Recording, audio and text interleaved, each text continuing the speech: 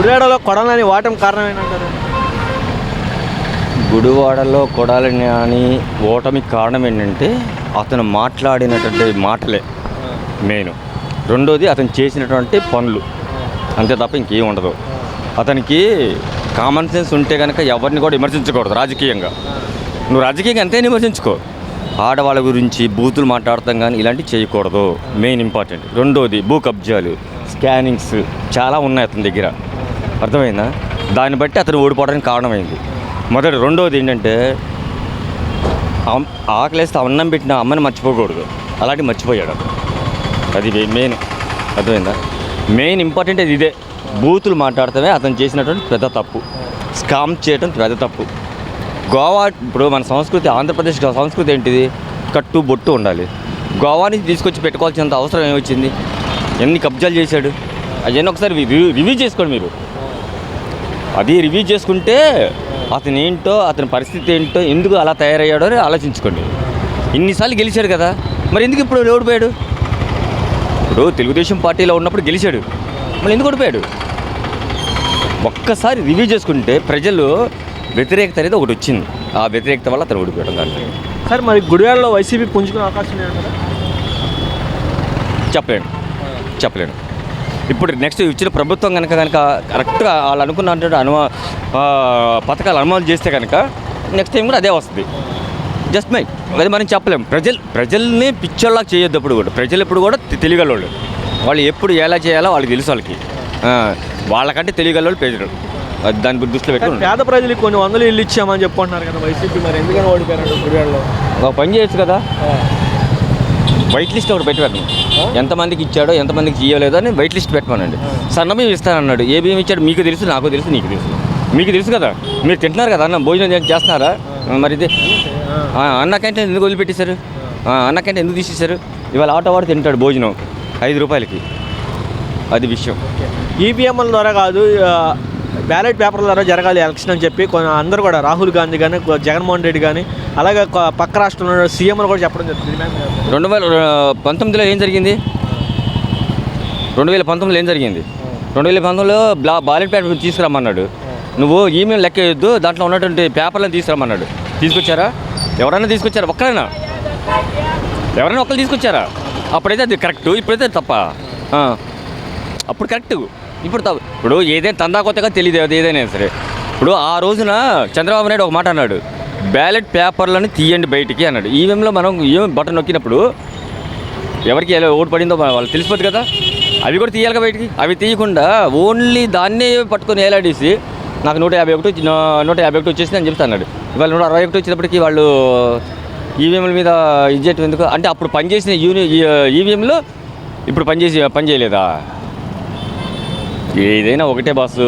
Sir land title మీద మీ అభిప్రాయం ఏంటి? ల్యాండ్ టైటిల్ మీద ఏమండి, నీ ఇల్లు ఉంది, నీ ఇంటి మీద హక్కు ఎవరికి ఉంటుంది? నీకే ఉంటుంది కదా, జగన్మోహన్ రెడ్డి కాదు కదా. మరి ఎందుకు వేసుకోవాలి? ల్యాండ్ టైటిల్ మీద ఇప్పుడు నీ సొంత ఆస్తి ఉంది. నీ ఆస్తి ఎవరు ఇచ్చారు? మీ అమ్మ ఇచ్చారు, మీ నాన్న ఇచ్చారు, మీ తల్లిదండ్రులు, మీ తాత ముత్తాలు ఇచ్చారు. దాని మీద ఎవరు హక్కు ఉంటుంది? వాళ్ళ వారసత్వం ఉన్న వాళ్ళకే ఉంటుంది. మధ్యలో ఈడవడండి గొట్టంగాడు. It is my thought. Sir ఇప్పుడు పోలవరం ఆలస్యానికి కారణం చంద్రబాబు నాయుడు అని చెప్పి వైసీపీ కారణం టీడీపీ అని, దీని మీద మీ అభిప్రాయం?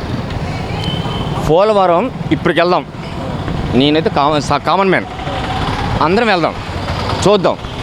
2014 నుంచి ఇది చంద్రబాబు నాయుడు ముఖ్యమంత్రిగా ఉన్న దగ్గర నుంచి 2019 వరకు ఎంత పర్సంటేజ్ అయ్యింది? 2019 నుంచి 2023 ఎండింగ్ వరకు ఎంత పర్సంటేజ్ చూద్దాం.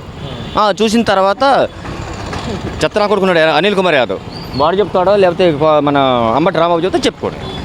పర్సంటేజ్ చూసుకోండి, మనకి ఎంత తెలిసిపోతుంది కదా. అక్కడికి వెళ్తే తెలుస్తుంది కదా, మనం చేసుకోవడం ఏముంది, అక్కడ చూస్తే తెలుస్తుంది మనకి. ఒకటే విషయం అండి, మనం ప్రజలు ఒక్కసారి గెలిపించారంటే ఆ ప్రజలకి మనం న్యాయం చేయాలి. న్యాయం చేయలేని పక్షంలో ప్రజలు అలాగే తిరస్కరిస్తారు. అది మెయిన్. సార్ ఇప్పుడు చంద్రబాబు నాయుడు గారు కూడా, నేను మారిన చంద్రబాబు నాయుడు మీరు చూస్తారని చెప్తున్నారు. 2029 ఎండింగ్లో మీరు చూడండి. మారకపోతే మనం చేయలేవు.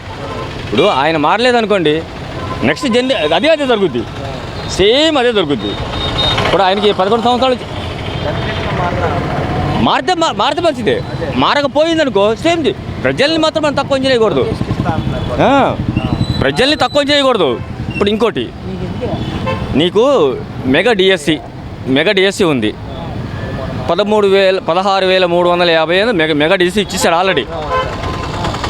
నువ్వు 5 సంవత్సరాల కాలంలో ఎంత ఇచ్చావు మెగా డిఎస్సి? ఏమండి, ఒక డిగ్రీ స్టూడెంట్, ఒక ఎంసీఏ చేసిన స్టూడెంట్ని తీసుకెళ్ళిపోయి వాలంటీర్గా చేస్తే వాళ్ళు ఏం బాగుపడతారు చెప్పండి? అసలు వాళ్ళకి ఇచ్చాను ఏమి ఇచ్చారు వాళ్ళకి? ప్రజల్ని సోమరిపోతులు చేశాడు ఒకటే మెయిన్. నేను ఎవడేమన్నాడు అసలు?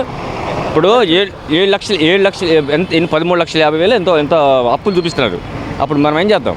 ఇప్పుడు నీ నెత్తి మీద కూడా ఒక ఇంచుమించు 2.5 లక్షల రూపాయలు అప్పు ఉంది. నీకు పుట్టబోయే బిడ్డ మీద కూడా 2.5 లక్షల రూపాయలు అప్పు ఉంది. ఎవరు తీరుతారు ఆ డబ్బులన్నీ?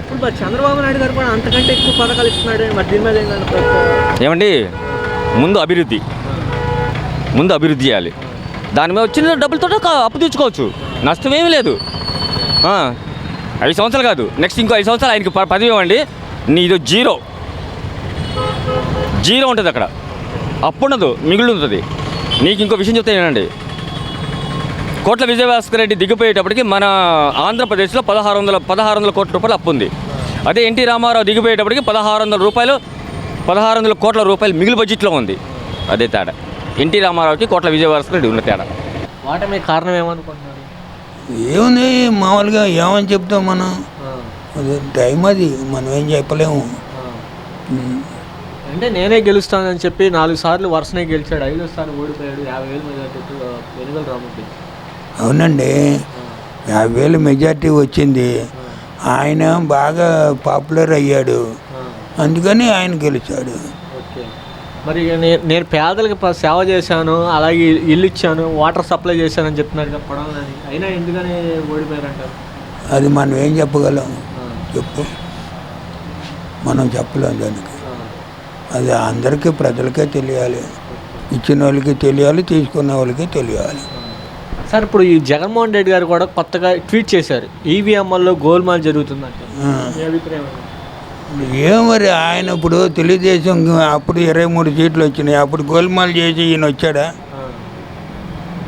కొంచెం చెప్పండి. ఈవీఎంలు గోల్మాల్ అయినాయి అన్నారు, అప్పుడు గోల్మాల్ చేశారు కదా అని ఈయన వచ్చాడు.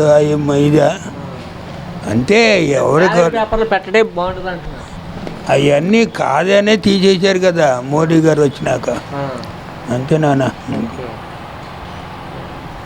సార్, ల్యాండ్ టైటిల్ మీద మీ అభిప్రాయం? ల్యాండ్ లైనింగ్ మనకి లేదు, మనకు దాని గురించి తెలియదు. ల్యాండ్ టైటిల్ మనకి తెలియదు నాన్న దాని గురించి. సార్, కృష్ణా జిల్లాలో ఒక్క సీటు కూడా వైసీపీకి గెలవడం కారణం ఏంటంటే? ఏమో దాని గురించి, రాజకీయం గురించి నాకేం తెలుసు.